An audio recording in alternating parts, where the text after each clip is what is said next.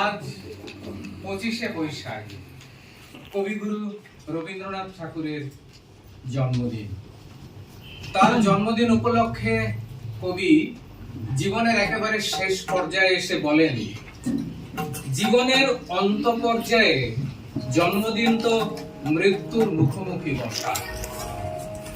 দূরদর্শী কবির চোখে জীবন ও মৃত্যুর সশ্রদ্ধ মিলন, অবসন্ন দিবসের দৃষ্টি বিনিময়, সমুজ্জ্বল গৌরবের প্রণত সুন্দর অবসান।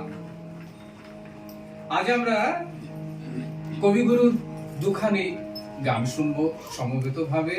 প্রথমেই শুনবো যে গানটি তার জীবনের একেবারে অন্তিম পর্যায়ে রচিত, 1941 সালের 6 মে, অর্থাৎ 25শে বৈশাখে মাত্র দুদিন আগে তার সেই বিখ্যাত গান।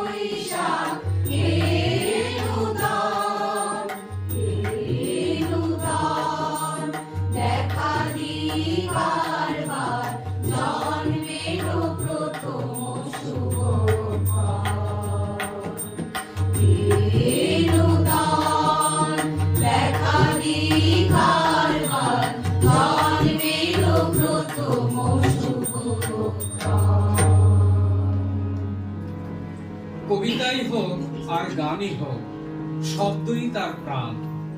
কবিগুরু শব্দগুলিকে এমন ভাবে সাজিয়েছেন যা থেকে এক দীপ্তি ঠিকরে বেরিয়ে আসে, ঘুচে যায় অন্ধকার।